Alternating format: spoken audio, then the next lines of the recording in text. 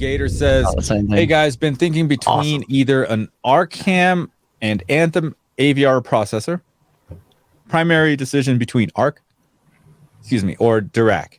I like the features of the Anthem, but also the DAC of the Arcam. Any recommendations?" Opinions. Michael, I think you have you've tested some of these things, right? So I've had ARC a long time ago. I had the MRX 1120, I think it was the model. So and then the only Dirac Live I had, I think, was the HTP one from Monolith. I think Arc is a little bit easier to set up. Dirac, a little bit more like a learning curve, but you get a lot more flexibility out of Dirac. So really, I think part of it comes down to is what type of use case, like what kind of consumer are you? Are you the one that just wants to kind of say, hey, do your thing and maybe make a couple little tweaks and set it, forget it kind of thing? Or are you kind of like the Joe that wants to dive in, dig deep, really tweak it, take some more measurements, do this, do that? To me, I think Dirac Live would be much more suited for that. What do you guys think? Well, is that a fair assessment? There's this thing called M-Wave. I don't know if you've ever heard of it, but yeah, they did this cool. Like little shootout kind of where they tested out the different. So here's the sad truth to that: I never got into that room. Oh man, literally, I was.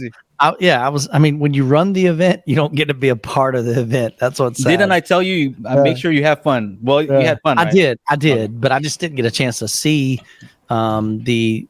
That was in one room we had different. We had Dirac Live, we had Odyssey, we had ARC, we had Room Perfect.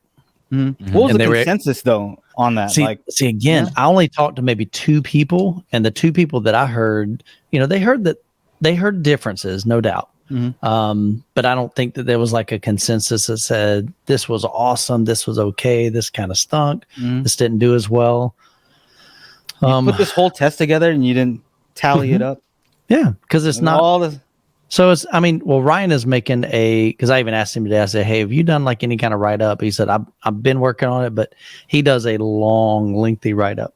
But he was a part of each one of those things. So okay. I'm very curious. I want to know the results, and because there's no results, I'm just going to go with what Croson says here, and he said Dirac sounded the best. So yeah, when there's no consensus, I just go for what Paul says. Croson, whatever Paul says, he's the man. Paul, did you get your whiskey from China? No, I haven't shipped it yet. See, Paul, I got your back, bro. There's a whole lot going on. I'm actually planning a trip to the shipping place tomorrow. So there you go. Hopefully I can get it out. I don't know what to pack it in though. Aaron was trying to get to the shipping place, but somebody wouldn't respond to him. So bunch of jerks. What other questions here? Any? I had one, but I answered it in the chat. I have not yet slapped the Arcam into the rack, so I can't tell you precisely what the bugs are. But Don says that their Arcam has a lot of bugs.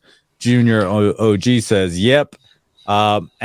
If Tim is here, he can, attest to something because he has. Yeah, and I heard from some people like after they released the new AVRs, 6 months went by and then they updated it and then it's fine. Which one has Oral? Which one has Oral? The Arcam has Aura. Okay, all right. Yeah, if that's important to you. Yeah. If not, that's okay. Oro, what's that? It's that thing that glows around you. Oh, yeah. Okay, cool. I think I've got one of those. Mm-hmm. Yeah. I mean, we can see it actually. Is that similar to the Paris? That's my head. That's my head. That's shining. I said it before you could. I got you, Michael. I heard that.